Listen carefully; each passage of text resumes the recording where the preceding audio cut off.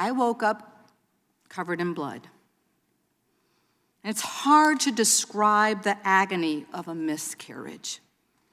It's heartbreak, it's helplessness, it's pain, and it's profound sadness. Millions of women suffer from them, and I've heard from many who felt guilty like I did, who felt as though that we weren't worthy of having a child. After my second miscarriage, I wondered in my grief again if God had decided I was never meant to be a mother. So when I finally got pregnant again, I was overjoyed. It was as if I believed that God was giving me and my husband, finally, he had a plan for us to be parents. But after 4 months, while feeling terror and trauma in my heart, I was rushed to the emergency room.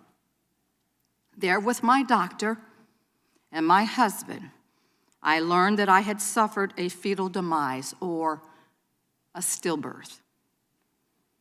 There again, I was filled with anguish and sorrow and guilt, and I tried so hard, and still I felt like I failed trying to be a mother.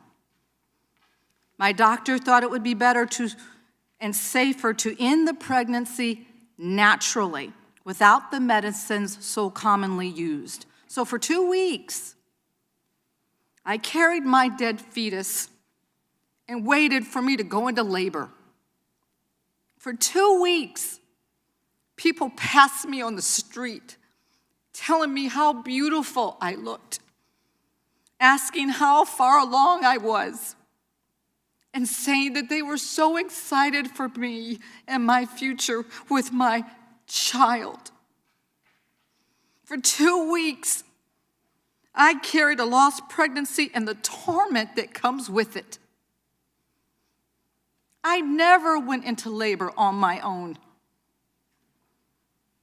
When my doctor finally induced me, I faced the pain of labor without hope for a living child. This is my story.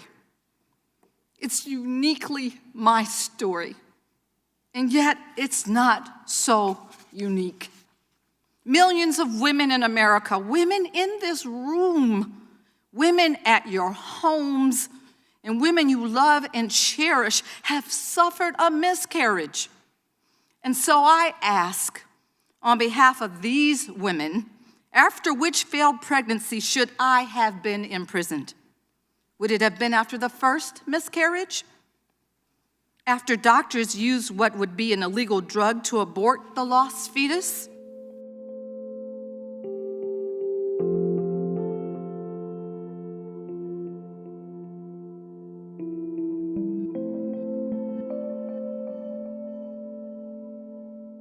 Would you have put me behind bars after my stillbirth? After I was forced to carry a dead fetus for weeks, after asking God if I was ever going to be able to raise a child. And I asked because the same medicine used to treat my failed pregnancies is the same medicine states like Texas would make illegal. I ask because if Alabama makes abortion murder, does it make miscarriage manslaughter? I ask because I want to know if the next woman who has a miscarriage at 3 months, if she will be forced to carry her dead fetus to term.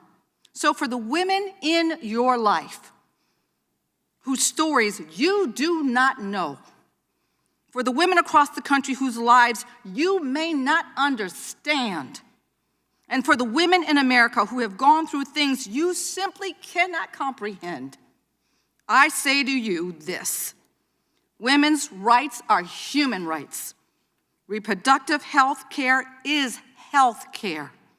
And medical decisions should be made by women and those that they trust, not politicians and officials.